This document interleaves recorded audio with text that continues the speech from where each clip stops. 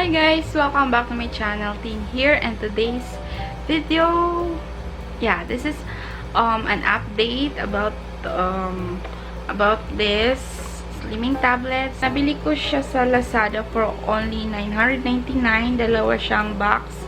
30 tablets yung isang box, nasa isang box, and buy one take one, so dalawang box yung meron ako nitong Burn Slim. Ito yung itsura ng nasa loob ng box, guys. So nagamit ko na yung dalawang pad nito, and meron na lang akong isa and isang box.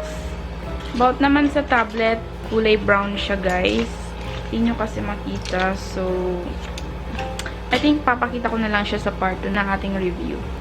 This is my second week update nitong Burn Slim ng AIM Global, and yeah, so I'm excited to show you guys my weight.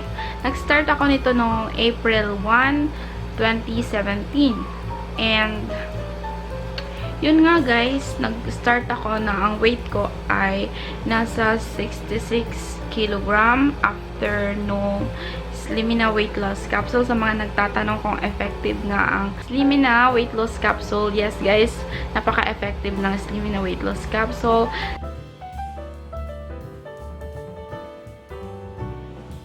Nagbawas ako ng almost 5 kilos dun sa Slimina weight loss capsule with exercise, ha.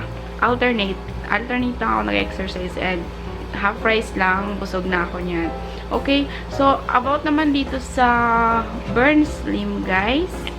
Burn Slim, nakadalawang pad na tayo, and share ko lang sa inyo yung effect niya nung iniinom ko siya.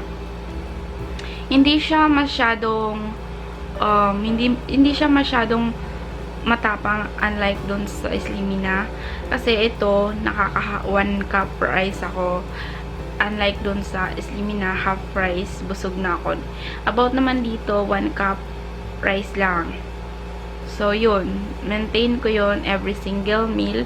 1 cup rice ako every time na kakain, and kahit anong ulam. No diet and exercise nung sinubukan ko siya. Yun, take note guys, no diet and exercise itong Burn Slim. And may mga araw na lumalamon ako, especially nung graduation day nung aking daughter, nung April 5, lumamon ako kasi nga may handa. Halos puro mga karne, and yun, napalamon ako, and puro mga dessert, yun, may mga araw talaga na napapalamon ako. So, I'll show you guys my weight today.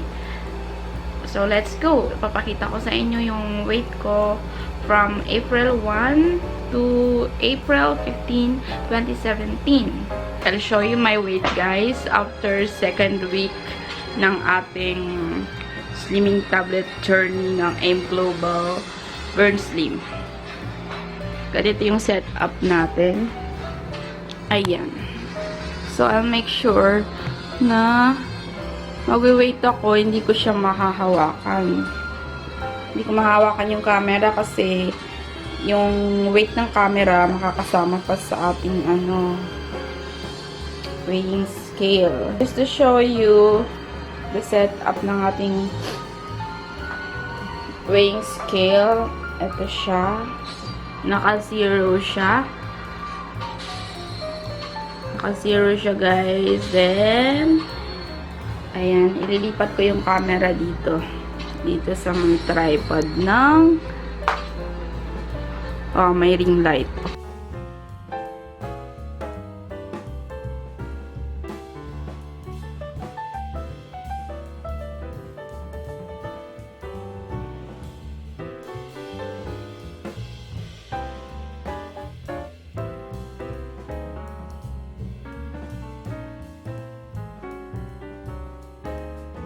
Kung nakita niyo na yung weight ko, nag-add ako ng mga 1/2 kilo. From 66 kilogram,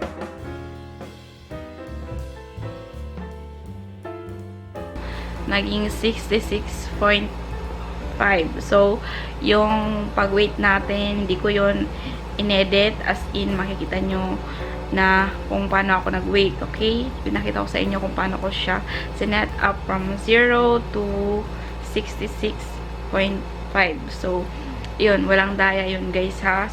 Hindi naman ako masyadong na-disappoint kasi nga may mga days talaga na lumangon ako, so hindi ko siya masisisi. Hindi ko masisisi tong burn slim kung add ako ng 1/2 kilo. So, kasi nga no diet and exercise. So, I think if you guys iinom kayo ng burn slim, mas maganda talaga siya kung sasabayan nyo ng exercise, okay?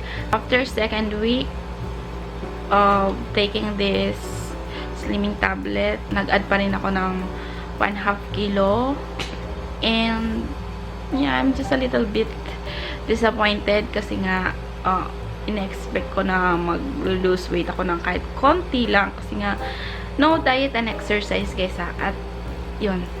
Pero, nag-add pa rin ako ng 1/2 kilo. So,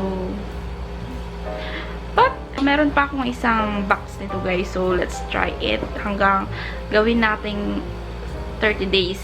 So, yung 1 to 15, no diet and exercise. So, from 15 to 30 naman gawin natin with exercise. So, alternate lang ako mag-exercise. And, yun.